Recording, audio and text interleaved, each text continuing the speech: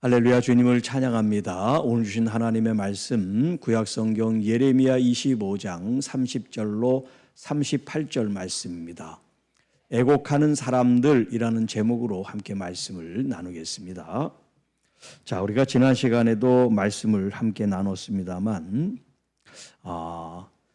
이스라엘, 특별히 이제 남유다와 그리고 그 주변에 있는 강대국들, 아수르 같은 경우는 북이스라엘을 하나님이 멸망시키는데 사용했던 나라예요. 또 이제 이 본문의 이제 그 시대적인 그 상황 속에서 아수르, 시리아, 그 다음에 그 애굽, 이집트 이런 강대국이 있었는데 이런 강대국보다 더 강한 강대국이 신흥 바벨론이라고 하는 나라가 새로 막 등장을 하는 거예요. 그런 지금 시기예요. 북이스라엘은 아수르라고 하는 나라를 통해서, 이 남쪽은 바벨론이라는 나라를 통해서 하나님의 심판을 지금 하고 계시는 그런 이제 예언의 말씀인데, 이게 BC 604년 어간에 있었던 실제 일이에요. 자, 그래서 하나님께서 그것을 마치 이제 그 전 말씀으로 보면 마치 진노의 술잔을 그들에게 먹여서 그들이 이 술에 취하게 만들어서 아무것도 할 수 없는, 술에 완전히 취해서 아무것도 할 수 없는 그런 사람의 어떤 모습으로 만든다. 그런데 그 술이 하나님의 진노로 부으진 하나님의 진노의 술잔이라는 그런 표현을 쓰죠. 자, 이제 계속해서 오늘 이 30절부터 38절 마지막 이 구절도 이스라엘 백성들, 특별히 남유다 백성들, 또 특별히 목자들, 제사장들, 선지자, 이런 거짓 선지자들과 제사장들을 하나님이 심판하신다는 그런 아주 엄중한 말씀을 하고 계세요. 그래서 애곡하라. 우리가 슬플 때, 애통할 때 애곡하죠. 이스라엘은 특별히 이 애곡 문화가 발달이 됐는데, 장례가 나면 애곡하는 사람들을 돈으로 사가지고 곡하는 사람들을 불러다가 일주일 동안 곡을 하게 해요. 그래서 그 곡을 잘 해야지 뭔가 좀 주변에 있는 사람들에게 돌아가신 분들을 잘 모시는 것 같은 그런 하나의 관습이라 그럴까? 그런 전통이 있어요. 자, 그런데 그들이 누가 제사장이나 이런 선지자들로 하여금 애곡하라는 거예요. 돈 주고 다른 사람 불러다 쓰지 말고 너희들이 직접 애곡하라는 거예요. 왜냐하면 이 하나님의 진노의 그 대상이 누구냐면 바로 거짓 선지자, 거짓 제사장, 거짓 목자들이기 때문에. 네. 그래서 하나님께서 지금 이 예언의 말씀을 지금 30절부터 38절까지 어떻게 우리에게 말씀을 주고 또 이 말씀이 오늘을 살아가는 우리에게 어떤 의미가 있는지 잠시 같이 한번 나눠봅니다. 자, 30절. 그러므로 너는 그들에게 이 모든 말로 예언하여 이르기를. 자, 지금 이 예레미야에게 하나님께서 말씀하세요. 이 모든 말로 예언하라라고 하는 것은 하나님의 말씀을 1.1획도 흘리지 말고 놓치지 말고 모든 말씀을 그들에게 증거하라, 전하라, 선포하라, 예언하라라고 하는 말씀이에요. 그러니까 이 모든 말씀이라고 하는 것은 하나님의 그 말씀이 얼마나 존중받아야 되는가. 그런데 거짓 선지자, 거짓 이런 목자라고 불리는 제사장들은 하나님 말씀 어때요? 존중히 여기지 않죠. 하나님 말씀을 존중히 여기는 사람이 진짜죠. 하나님을 섬긴다 그러면서 하나님 말씀을 등한히 해. 하나님 말씀을 대충대충 자기 선택에 의해서 취사 선택을 하는 그런 모습이 되면 온전한 하나님의 종이라고 말할 수가 없죠. 자, 그래서 너는 그들에게 이 모든 말로 예언하여 이르기를. 여호와께서 어디 계시냐면 높은 데서 마치 사자와 같이 표효한다. 이 표효한다는 맹수가 먹잇감을 놓고 하고 이렇게 그 부르짖는 그걸 갖다가 포효한다 그러거든요. 자, 이게 높은 데서는 하나님의 계심이 높은 하늘이라는 그런 의미에서 높은 데서 이 땅을 향하여 맹수가 그 아주 약한 초식 동물을 잡아 삼킬 듯한 그런 무서움과 그 소리를 가지고 지금 말씀하신다는 것을 얘기해 주고 있어요. 또 그의 거룩한 처소에서 소리를 내시며, 여기 지금 높은 데가 거룩한 처소로 지금 이렇게 의미화시켜서 말씀합니다. 자, 그의 초장을 향하여 크게 부르시고 또 세상 모든 주민에 대하여 포도 밟는 자같이 흥겁게 노래하시리라. 자, 여기 그의 초장이라고 하는 것은 하나님께서 여호와는 나의 목자시니, 그러니까 이스라엘 백성들이 하나님의 양물이라고 그런 이제 비유를 한 거죠. 그런 의미에서 이 초장이라고 하는 것은 하나님이 이스라엘 백성들을 잘 살 수 있도록 만들어준 그런 안식처, 근거지, 삶의 터전이 되는 거죠. 그런데 지난 시간에도 말씀했지만 여기가 황폐하게 됐다 그랬잖아요. 하나님이 우리에게 선물로 주신 이 아름다운 이 땅들 혹은 자연 환경들을 하나님의 말씀을 지키지 못함으로 거기에 엉겅퀴도 나고 가치도 나고, 그 다음에 순한 어떤 짐승들이 맹수가 되고, 또 사람들의 선한 마음들이 서로 대적하고 죽이려고 하는 이런 악한 마음들로 자꾸 사람들이 나쁜 방향으로 발전해 간단 말이에요. 이 초장을 향하여 크게 부르시고 세상 모든 주민에 대하여 포도 밟는 자같이 흥겹게 노래하시리라. 자, 여러분, 조금 해석이 필요한데요. 지금 요 말로 포도 밟는 자들이 흥겹게라는 요 말만 일단 보면, 자, 지금 우리는 포도 수확을 안 하니까 이 광경을 잘 모르지만 뭐 이태리나 이런 중동이나 더운 지방에서는 포도를 수확한단 말이에요. 자, 포도를 수확하고 지금은 다 기계화가 돼 있지만 과거에는 이렇게 기계화되지 않았을 때는 큰 틀을 만들어 가지고 포도 알맹이를 다 거기다 이제 포도용이를 거기다 다 집어넣어요. 그리고 사람들이 이제 발을 잘 닦았겠죠. 그러고서 이제 거기 맨발로 들어가요. 맨발로 여러 사람들이 아주 넓은 이렇게 광주리 같은 걸 크게 만들었으니까 사람들이 들어가서, 그래서 거기는 이제 막 밟는 거예요, 그냥 막. 자, 이 밟을 때 거기서 이제 즙이 나온단 말이에요. 이게 다 돈이죠. 그러니까 이 밟는 사람들이 얼마나 흥겹겠어요. 잘 밟아서 액체가 잘 나와야지 이게 돈이 되니까 그 하는 사람들이 얼마나 흥겹겠어요. 이 수확한 기쁨, 또 수확해서 이제 포도주로 만들고 또 그것을 또 팔면 돈이 되니까 얼마나 기쁘게 그걸 하겠어요. 자, 그런 얘기인데 지금 이것을 어디에 대입해서 하냐면, 하나님께서 지금 자신의 초장에 있는 이스라엘 백성들, 내 사랑하는 이 선택받은 백성들을 향해서 하나님께서 지금 질겅질겅 밟으시는데 즐거우시다, 이런 표현을 쓰고 있어요. 자, 그러면 하나님께서 정말 그 유대 이스라엘을 하나님이 심판하실 때 이렇게 즐겁게 심판을 하셨겠는가라고 물으면 여러분은 어떻습니까?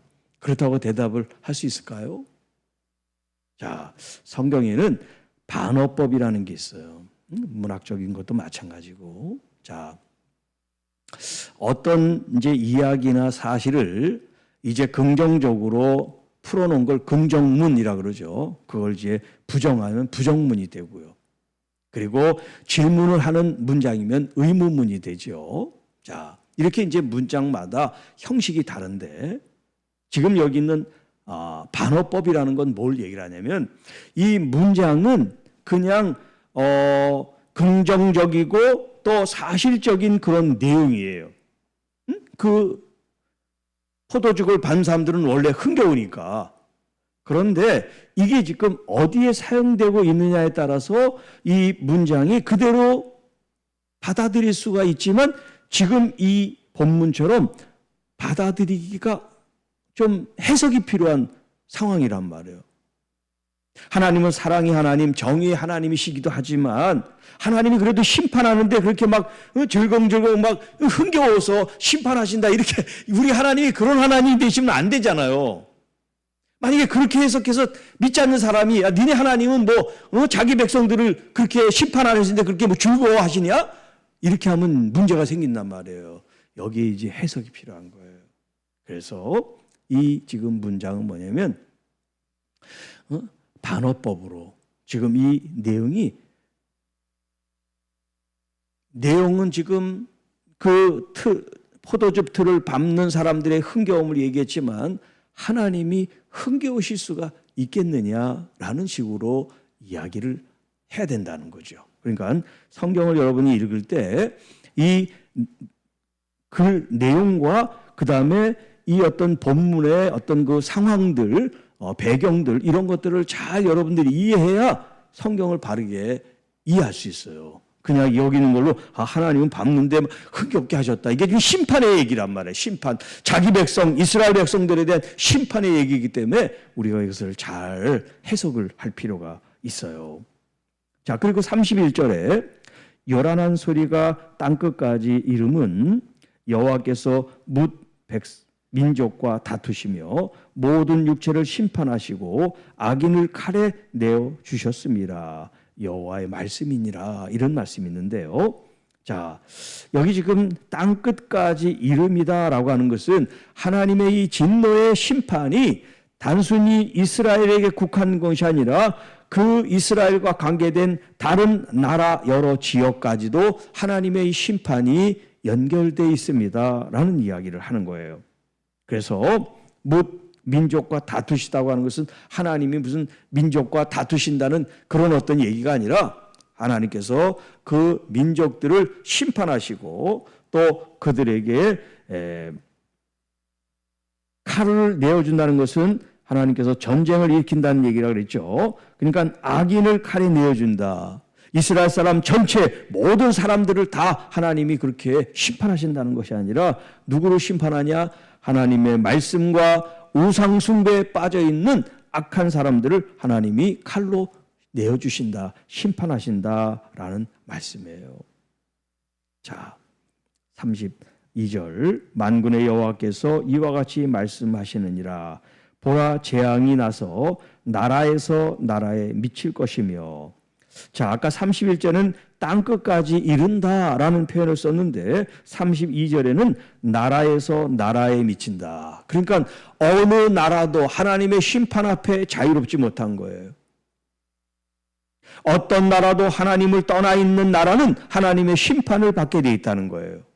물론 그 나라의 백성들은 말할 것도 없고요. 자, 보라, 재앙이 나서 나라에서 나라에 미칠 것이며 큰 바람이 땅 끝에서 일어날 것이다. 여기 이제 큰 바람이라는 것이 하나님의 어떤 심판 재앙을 이제 표현하는 거예요. 우리는 이제 무슨 그 허리케인이나 이런 아주 강력한 태풍이 우리 정말 한반도에 미치지 않았지만 미국은 마이애미라고 하는 그런 도시는 1년에 한 번씩 이런 큰 회오리 태풍들이 불어서 엄청난 피해를 입히는 이제 이야기가 영상 같은 데서 많이 나오잖아요. 차가 막 들썩거리고 웬만한 집들이 막 그냥 무너질 정도로 그렇게 강력한 토네이도라든가 이런 강력한 바람들이 있단 말이에요.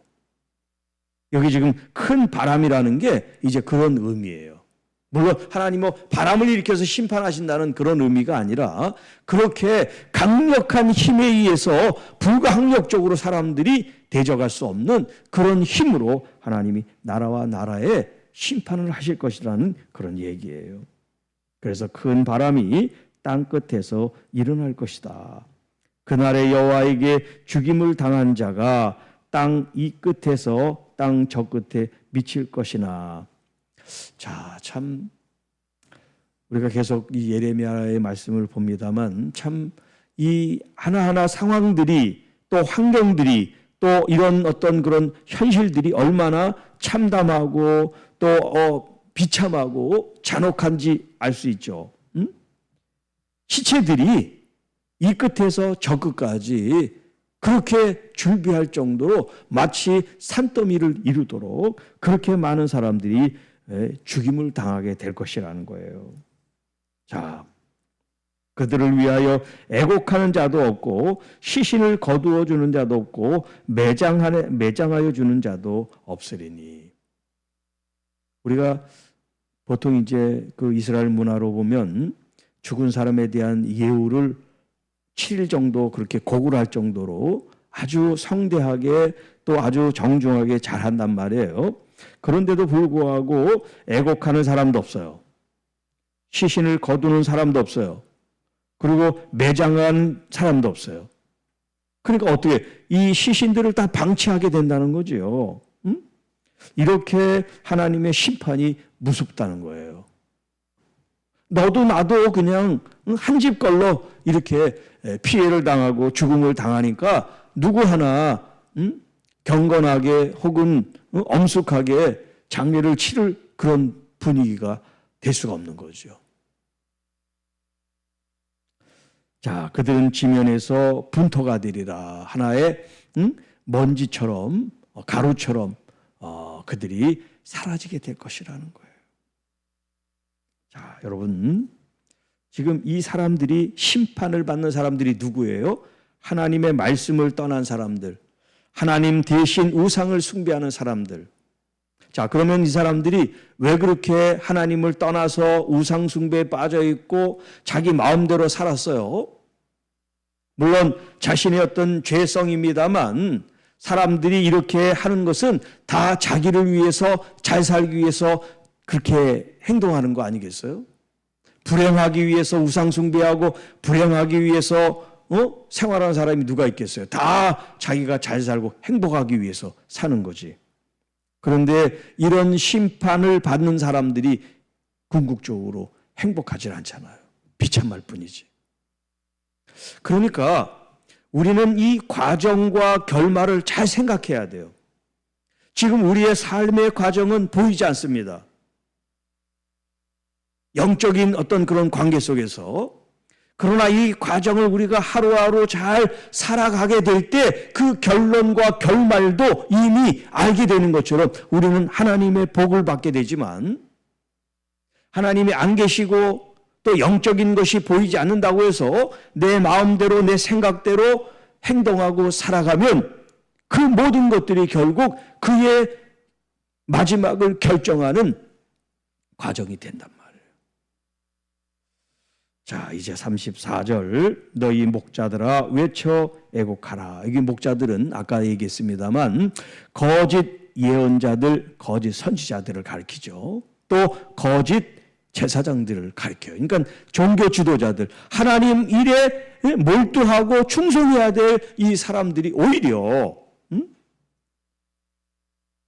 하나님의 말씀을 떠나서 있기 때문에 하나님의 심판 앞에 놓이게 된다는 거예요. 너희 목자들아 외쳐 애곡하라. 너희 양떼의 인도자들아 잿더미에서 뒹굴라.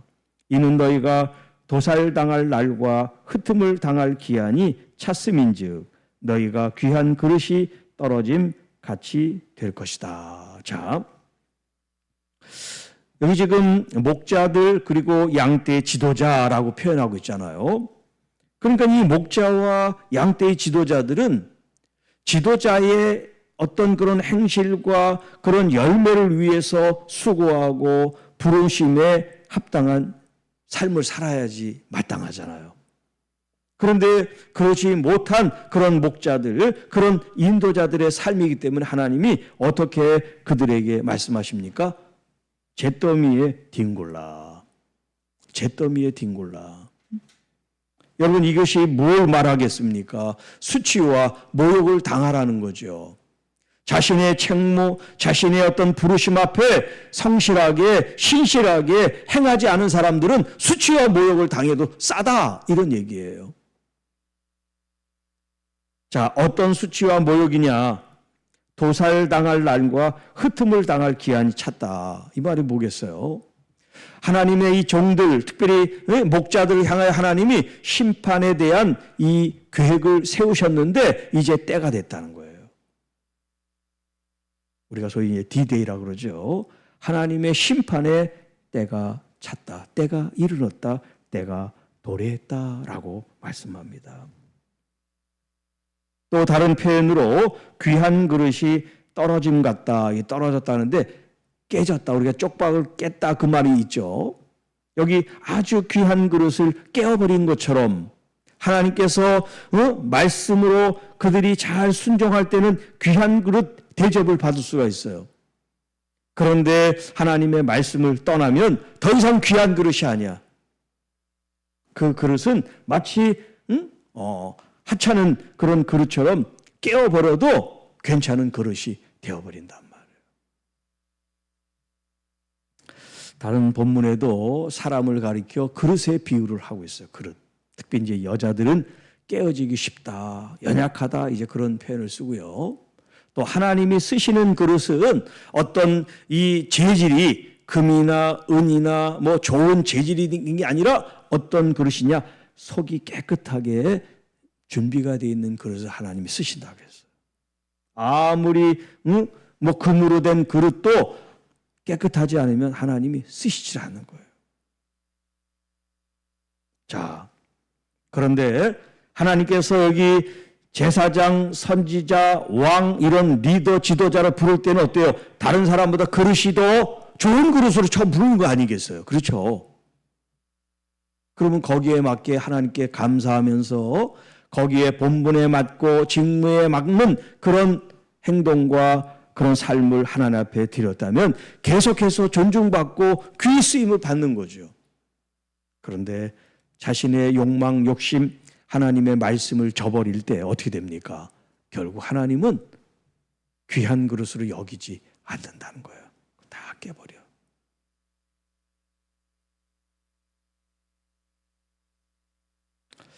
자, 35절 목자들은 도망할 수 없겠고 양떼의 인도자들은 도주할 수 없으리라.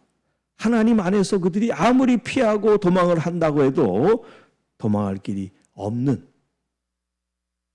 또 목자들이 부르짖는 소리와 양떼 인도자들이 애곡하는 소리여 여호와 그들의 초장을 황폐하게 함이로다.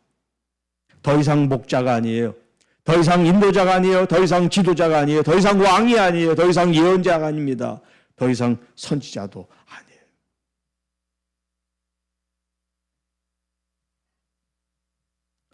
목자들이 부르짖는 소리와 양떼의 인도자들이 애곡하는 소리요 여호와가 그들의 초장을 황폐하게 함이라. 자신이 그런 리더, 지도자가 됐을 때는 어때요? 사람들로부터 존경을 받고 대접을 받고 그랬겠죠. 그런데 그 양떼들이 다 흩어지고 그 목장이 황폐화되면 이 목자가 무슨 소용이 있어요? 아무도 없는데. 환경이 황폐해졌는데. 누구 때문에 결국 이렇게 황폐하게 된 거예요? 양들 때문이 아니라 목자들 때문에, 인도자들 때문에 이렇게 하나님이 아주 훌륭하게 만들어 놓으신 이 푸른 초장이 황폐하게 되었다는 거예요. 자, 평화로운 목장들이 여호와의 진노하시는 열기 앞에서 적막하게 되리라. 아직 이 지금 하나님의 심판이 도래한 게 아니에요. 이제 수년 내에 이런 하나님의 심판이 이제 도래하게 된다는 거예요. 미리 지금 경고의 말씀을 주고 계신 거죠. 자, 여호와 하나님께서 젊은 사자같이 그 굴에서 나오셨으니 그 호통치는 분의 분노와 그의 극렬한 진노로 말미암아 그들의 땅이 폐허가 되리로다 하시니라. 자, 여기 아까도 이제 포효한다라는 표현을 썼는데 여기 38절에는 젊은 사자라는 것은 어린 사자라기보다는 어떤 그 이제 성인 사자지만 혈기가 왕성하고 힘이 충만한 어떤 그런 의미에서 이제 젊은 사자라는 표현을 쓴 거예요. 자, 그래서 그 사자가 굴에서 나왔습니다. 그래서 나왔다는 것은 이제 그 어떤 것을 실행한다는 그런 의미가 되겠어요. 왜냐하면 이 젊은 사자는 어떤 하나님의 심판을 대행하는 어떤 그런 묘사가 되어 있는 사자이기 때문에, 자, 그 호통치시는 분의 분노와 그의 극렬한 진노로 말미암아 그들의 땅이 폐허가 되리로다. 자, 우리 지난 시간에는 진노의 술잔이라는 그런 단어를 사용했는데, 오늘 이 본문에는 여기 극렬한 진노라는 표현을 쓰고 있어요. 극렬한 진노. 누가요? 여호와 하나님께서 자신의 백성들을 향한 이 극렬한 분노, 하나님의 이 분노가 사기지 않는 아주 그냥 막 그 격정이 뭐라고 표현할 수 없는 그런 지금 상태를 지금 이렇게 얘기를 하세요. 왜 하나님이 이렇게 극렬한 심판과 진노가 끌어오르셨는가?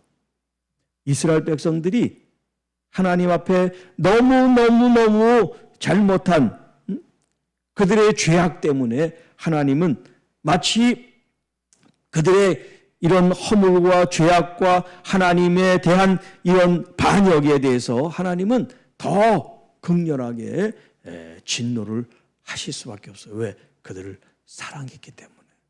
얼마나 사랑했느냐? 질투하는 하나님이시다는 표현을 쓸 정도로 하나님께서는 이스라엘 백성들을 진짜 사랑하셨단 말이에요. 자신의 모든 것들을 내어줄 정도로 그렇게 사랑하셨는데 그들이 배반을 했어요. 배신을 했어요. 네. 그렇기 때문에 하나님께서 그들의 이 반역과 배신과 배반, 하나님의 사랑을 외면한, 그리고 우상숭배를 섬긴 이 죄에 대해서 하나님은 극렬한 이런 분노를 표현하고 계시다라고 하는 거예요. 자, 이제 오늘 주신 이 말씀을 오늘 우리에게 한번 적용을 해 보겠습니다. 자, 이 구약의 예언의 말씀이 오늘 우리에게 어떤 적용점이 있을까요? 자, 첫 번째라고 뭐 중요하고 이렇게 갈수록 그게 아니고 그냥 편안하게 들으세요. 우리의 인생의 끝은 우리가 결정하는 게 아니에요. 하나님이 결정하세요. 그런데 마치 우리는 내가 내 인생을 결정하고 내 마음대로 할 수 있다는 착각 속에 살아요. 그래서 전도를 하면 하나님을 안 믿고 자기 주먹을 믿었나 이렇게 얘기하는 사람들이 있죠. 그 사람들은 진짜 어리석은 사람들이에요. 무지한 사람들이고요. 또 우리 그리스도인들 가운데서, 그 사람들은 이제 믿지 않는 사람들이라면 그리스도인들 가운데 하나님도 믿고 또 세상의 어떤 다른 신도 믿고 이렇게 자신이 믿는 어떤 그런 대상이 여럿이야. 하나님께서는 두 마음을 품은 것을 원치 않으신단 말이에요. 하나님에 대한 신실한 믿음이 있어야 하나님께서 책임져 주시는데, 하나님도 믿고 다른 것도 믿고 왔다 갔다 이렇게 하는 그런 모습들을 하나님은 가증히 여기신다고 했어요. 그렇기 때문에 여러분, 우리의 인생은 내가 좌지우지하는 게 아니에요. 보이지 않는 하나님의 손이 나를 주권적으로 인도하실 수 있도록 나를 내어 맡길 때 하나님께서 우리의 삶을 과정부터 결말까지 책임져 주시는 거예요. 내가 내 인생의 주인처럼 살면 결국 하나님의 진노와 심판 앞에 놓일 수밖에 없어요.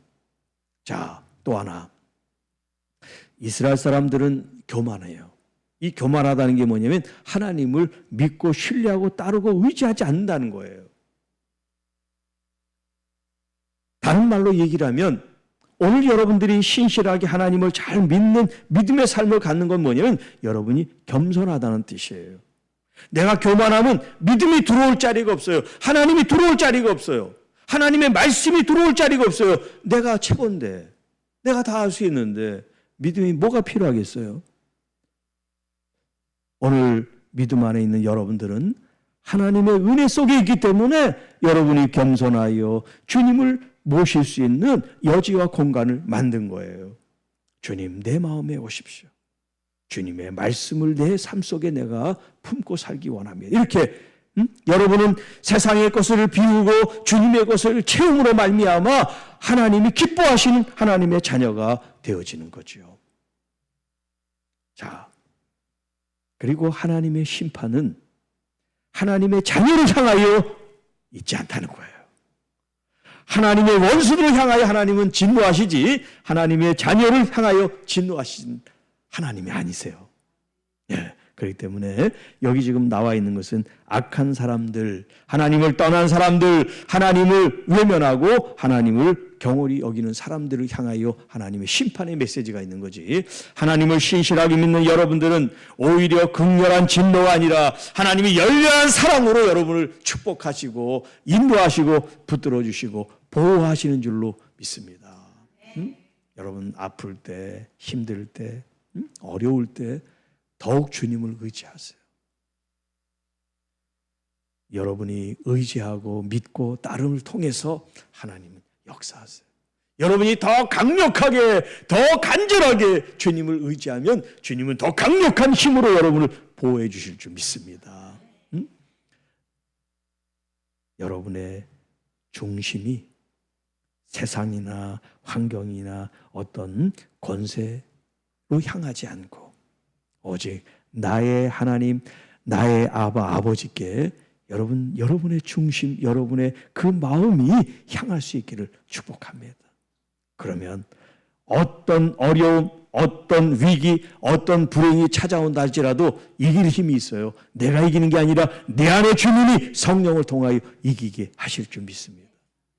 사람마다 어떤 우리의 환경들 또 삶의 어떤 어려움들이 다 다르잖아요. 다 똑같진 않잖아요. 아무리 다르다도 우리 하나님은 같으시단 말이에요.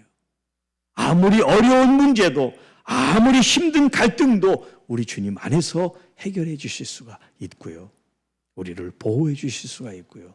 우리를 평안하게 인도해 주실 수가 있다는 거예요.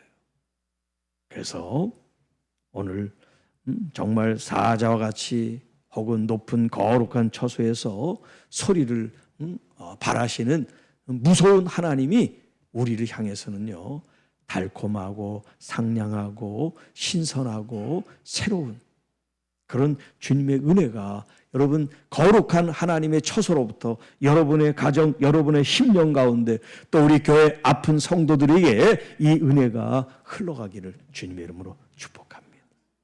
아무리 어려워도 배신하면 안 돼요. 아무리 어려워도 주님을 등지면 안 돼요. 오히려 힘들면 힘들수록 더 주님께 길을 쓰고 나와야 되고 더 주님께 매달리는 믿음이 필요합니다. 이게 어떻게 보면 시험일 수 있어요. 이 시험을 우리가 통과해야 돼. 하나님, 왜 나한테만 이래요? 아이고 힘들어 죽겠어요. 그때를 넘어야 돼요, 여러분. 그때를 잘 인내하고 이기고 참고 견딤으로써 우리 주님께서 기다리시는 그 때가 언제는 모르지만 여러분 더 가까이 다가가세요. 더 여러분 믿음으로 주님을 의지하고 바라볼 때 주님께서 딱 손을 내미셔서 여러분 맞잡는 그 순간이 있을 거예요. 또 여러분 지금 한치 앞을 몰라요. 지금 어려운 일이 계속 있어요. 근데 언제 이 문제가 풀릴지 몰라요. 그런데 바로 주님이 지금 해답을 갖고 딱 서 계시는 그 때가 있단 말이에요. 그 때가 언제인지 모르지만 우리는 믿음으로 계속해서 나가요. 그래야지 그 때가 만나지는 거예요. 여러분 그렇게 우리 주님의 그런 은혜와 또 응답이 여러분 삶 속에서 매 순간마다 차고 넘치기를 축복합니다. 그러니까 기도를 많이 하고 여러분들의 기도의 제목들이 많으면 많을수록 응답이 더 많아질 줄 믿습니다. 교회를 위해서, 환우들을 위해서, 또 가정을 위해서, 또 이웃을 위해서, 또 선교사님들을 위해서, 또 나라를 위해서 기도할 일이 얼마나 많습니까? 이런 기도들을 통해서 응답의 응답을 받는 믿음의 성도 여러분들, 우리 교회가 되기를 주님의 이름으로 축복합니다. 주 하나님 아버지 감사합니다. 오늘 우리에게 주신 이 말씀을 통해서 우리가 인생에 있어 우리들 자신이 주인이 아니고 주권자가 아니고 오직 여호와 하나님 나의 아버지가 내 인생과 교회와 이 민족 열방의 주권자임을 다시 고백하며 올려드리게 하여 주옵소서. 더욱 겸손함으로 더 주님의 말씀에 순종하고 또 그 말씀의 열매를 위해서 믿음으로 나아가게 하여 주시고 또 믿음 안에서 저희들을 지켜 보호하시고 또 하나님의 선하신 인도하심이 우리의 삶 속에 충만케 하옵소서. 어려움 만나고 질병 만나고 괴로움 만난 심령들, 우리 주님 안에 답이 있음을 깨닫게 하셔 주셔서 주님 앞에 응답을 구하고 기도함으로 나아가는 우리 모든 성도들이 되게 하옵소서. 그래서 우리의 쓴물이 단물로 변하고 십자가를 통하여 우리 주님 주시는 은혜가 강같이 우리의 생수의 강이 흘러넘치듯이 역사하여 주옵소서. 특별히 아픈 환우들 또 수술을 앞둔 우리 교우들 하나님께서 이 시간 어루만져 주셔서 모두가 다 주님 깨끗하게 치료되는 은혜를 입게 하여 주옵소서. 또 여러 가지 삶의 갈등 때문에 잠 못 이루는 심령이 있다면 이 시간 다 주님께 맡기고 편한 잠을 잘 수 있도록 주님 그 영혼을 긍휼히 불쌍히 여겨 주옵소서. 이 모든 말씀 우리를 구원해 주신 우리 구주 예수님의 이름으로 감사하며 축복하며 기도하옵나이다. 아멘.